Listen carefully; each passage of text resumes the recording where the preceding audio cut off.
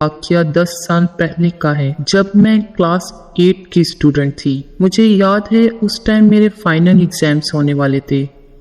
اللہ پاک میرے والد کو جنت الفردوس میں جگہ دے۔ انہوں نے ہماری تعلیم و تربیت میں کوئی بھی کمپرومائز نہیں کیا تھا۔ ہم سب بہن بھائیوں کو اچھی تعلیم دی، ایک اچھا اسٹیٹس دیا تھا۔ بتاتی چلوں، ہمارے خاندان میں لڑکیوں کو زیادہ نہیں پڑھاتے کیونکہ ان لوگوں کی یہ سوچ تھی کہ لڑکیوں کی شادی کرنی ہوتی ہے اور شادی کے بعد انہوں نے گھر ہی تو سنبھالنا ہوتا ہے۔ میرے والد کو خود بھی پڑھنے کا بہت شوق تھا۔ انہوں نے اپنے زمانے میں انٹر کیا تھا۔ اس ٹائم انٹر کرنا بہت بڑی بات ہوتی ہے۔ میرے والد نے ہمیں زندگی کے ہر آسائش دی تھی اور وہ چاہتے تھے کہ ہم پڑھ لکھ کر ایک اچھا لائف اسٹائل بنائیں۔ یہی وجہ تھی جو ہمارا گھرانہ خاندان والوں میں سے سب سے الگ تھا۔ ہمارا اپنا ایک الگ اسٹینڈرڈ تھا۔ ہم لوگ اگر شادی بیاہ پر جاتے تو سب کی نظریں ہم پر ہوتی تھیں۔ پڑھائی کو لے کر ہمارے خاندان میں ہماری فیملی کے علاوہ کسی نے بھی اپنے بچوں پر زیادہ توجہ نہیں دی تھی۔ میں آپ کو بتا رہی تھی کہ میں کلاس 8 میں تھی اور میری فائنل ایگزامز ہونے والے تھے۔ اسی دوران میری ایک پھپھو جو پنجاب میں رہتی ہیں، کراچی آئیں اور اپنے بزنس کو سیٹل کرنے کے لیے کراچی میں ہی رہائش اختیار کر لی۔ ان لوگوں کا ہمارے گھر آنا جانا سٹارٹ ہو گیا۔ میری پھپھو کے 4 بچے تھے، جن میں سے ان کا سب سے بڑا بیٹا یعنی کہ میرا کزن، وہ بھی اکثر ہمارے گھر میں آتا جاتا رہتا تھا۔ میں اسکول سے آتی تو اکثر میں اسے ڈرائنگ روم میں بیٹھا ہوا دیکھتی۔ میں جب بھی اس کے سامنے سے گزرتی وہ مجھے دیکھ کر مسکرا دیتا۔ ایک دن میرا لاسٹ پیپر تھا۔ لاسٹ پیپر دے کر جب میں گھر واپس آئی تو سامنے میری پھپھو اور ان کی بیٹی بیٹھی ہوئی تھی۔ میں نے ان کو سلام کیا اور اندر چلی گئی۔ ایسا لگ رہا تھا جیسے کوئی خاص بات چل رہی ہو۔ اتنے میں میری پھپھو کی بیٹی میرے پاس آئی اور بہت خوش نظر آ رہی تھی۔ تمہیں معلوم ہے آج ہم کیوں آئے ہیں؟ میں نے پوچھا۔ نہیں، تم خود ہی بتا دو۔ تو میری کزن نے مجھے کہا، ہم بھائی کے لیے آپ کا رشتہ مانگنے کے لیے آئے ہیں اور میں بہت خوش ہوں کہ آپ ہماری بھابھی بنیں گی۔ میں نے مایوسی سے سر نیچے کر دیا اور وہ اٹھ کر واپس چلی گئی۔ تھوڑی دیر بعد جب میں باہر گئی تو پھپھو کا چہرہ اترا ہوا تھا۔ وہ میرے والد صاحب سے کہہ رہی تھی کہ آپ لوگ سوچ لیں اور سوچ سمجھ کر جواب دے دینا۔ یہ کہہ کر وہاں سے چلی گئی۔ ابو بہت پریشان تھے۔ انہوں نے میری امی سے مشورہ کیا۔ میری امی نے کہا، حمیرہ کو بلواؤ، حمیرہ سے اس کی مرضی پوچھ لیتے ہیں۔ مجھے میری سسٹر نے آواز دی۔ میں امی ابو کے پاس جا کر بیٹھ گئی۔ ابو نے میرے سر پر ہاتھ رکھا اور مجھے تمام بات بتائی۔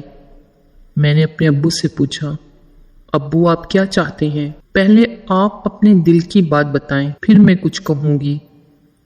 ابو نے گہرا سانس لیا اور کہا، دیکھو بیٹا، میں چاہتا ہوں کہ تم اپنی پڑھائی کمپلیٹ کرو، گریجویشن کرو، کچھ بن جاؤ۔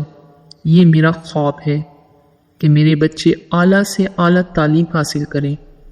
اس کے بعد میں تمہاری شادی کروں ایک اچھے پڑھے لکھے لڑکے سے۔ میری بہن نے تمہارے لیے اپنے بیٹے کا رشتہ ڈالا ہے اور میں نے ان کو یہی کہا ہے کہ ابھی تم پڑھ رہی ہو، اگر وہ اپنے بیٹے کو اچھی تعلیم دلوا دیتے ہیں تو مجھے اس رشتے سے کوئی اعتراض نہیں ہے، لیکن میں تمہاری شادی پڑھائی مکمل ہونے کے بعد ہی کروں گا۔ میں نے اپنے ابو کی بات کو ایگری کیا۔ خیر میرے ابو نے میری پھپھو کو یہ بول کر منع کر دیا کہ ابھی میری بیٹی پڑھ رہی ہے تو ابھی وہ شادی نہیں کر سکتے۔ یہ بات سن کر جو میرا کزن تھا جس کا رشتہ میرے لیے آیا ہوا تھا، آگ بگولا ہو گیا۔ وہ اپنے والد صاحب کے ساتھ ہمارے گھر آئے اور مجھے اور میرے والدین کو دھمکی دی کہ آپ لوگوں نے رشتے سے منع کر کے اچھا نہیں کیا، اب آگے جو ہوگا اس کا خمیازہ آپ لوگوں کو بھگتنا ہوگا۔ یہ بول کر وہ باپ بیٹا وہاں سے چلے گئے۔ آخر ایسی بھی کوئی بات نہیں، ہر ماں باپ کو حق ہوتا ہے کہ وہ اپنی بچی کے اچھے مستقبل کے بارے میں سوچیں۔ ہمیں لگا کہ یہ شاید ان لوگوں کا وقتی غصہ ہے جو وقت کے ساتھ ساتھ ٹھیک ہو جائے گا۔ پھپھو کی فیملی نے ہمارے گھر آنا جانا بند کر دیا اور ہم سے قطع تعلق ہی کر لی۔ ایک رات میں سو رہی تھی اچانک مجھے اپنے اندر گھبراہٹ سی محسوس ہوئی۔ وہ دن سردیوں کے تھے، مجھے اتنی سردی میں بھی ٹھنڈے پسینے آ رہے تھے۔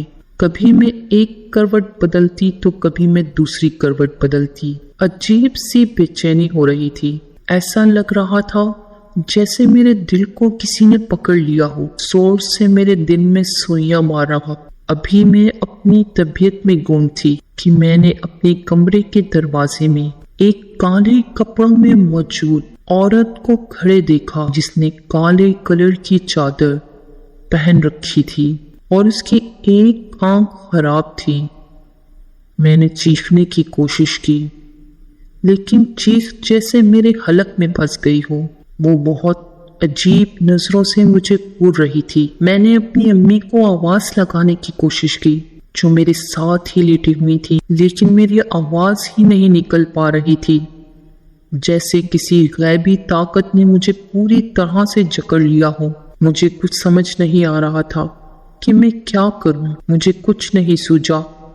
میں نے اپنی زبان سے کلمہ پڑھنا شروع کیا اور قرآنی آیات پڑھنا شروع کر دی کہ اچانک میرا جسم ہلکا ہو گیا اور وہ عورت وہاں سے غائب ہو گئی۔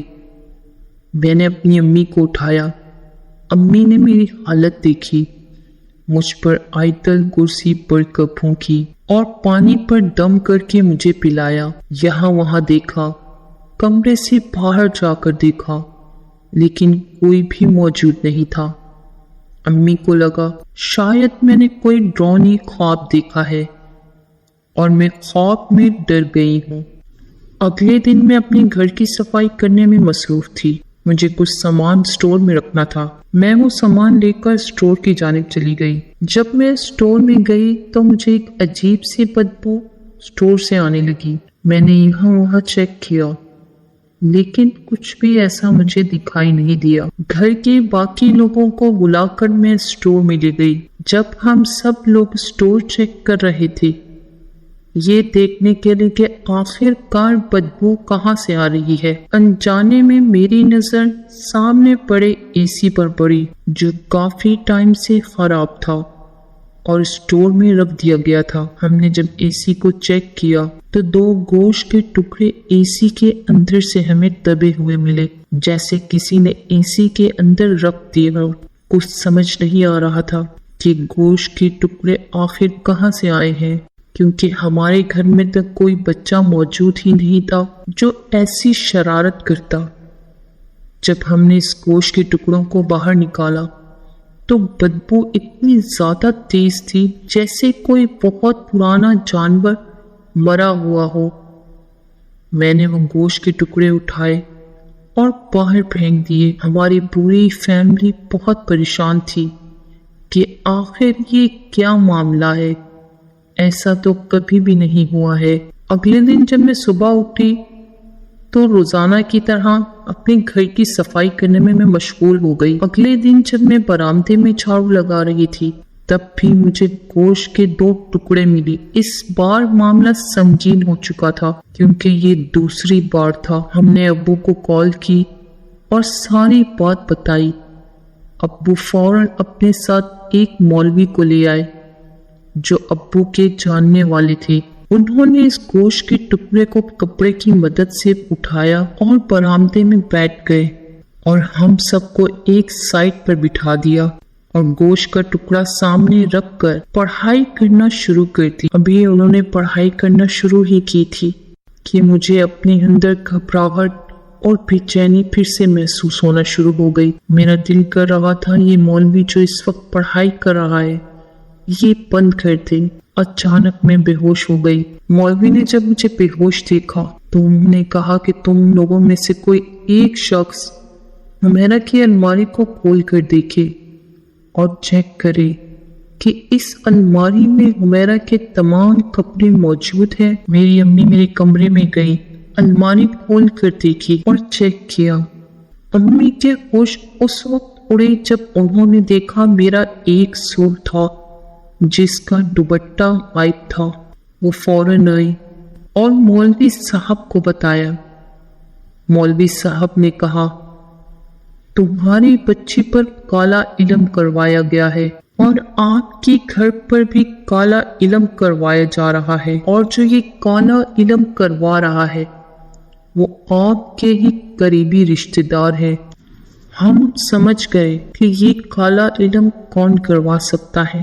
ہمیں اپنے کزن کی وہ دھمکی یاد آئی جو انہوں نے ہمیں دی تھی۔ کوئی کیسے صرف رشتہ نہ دینے پر ایسے کروا سکتا ہے؟ مولوی صاحب نے مجھ پر دم کیا اور کچھ قرآنی صورتیں مجھے پڑھنے کو دی۔ اس کے بعد میرا روحانی علاج کیا گیا اور اب میں اللہ کی فضل سے بالکل ٹھیک ہوں۔ اس اسٹوری کو ہم ختم کرتے ہیں اس دعا کے ساتھ کہ اللہ پاک آپ سب کو اپنے حفظ و ایمان میں رکھے، آمین۔ ویورز، جب بھی آپ لوگ باہر نکلیں تو اپنا حصار بنا کر نکلیں، آیت الکرسی پڑھ کر نکلیں، کیونکہ برائی آتے دیر نہیں لگتی۔ ویورز، اگر آپ لوگوں کو ہماری یہ سٹوریز پسند آ رہی ہیں تو لائک ضرور کیجیے گا اور کمنٹ کر کے کمنٹ سیکشن میں ضرور بتائیے گا کہ آپ مجھے کہاں سے سن رہے ہیں۔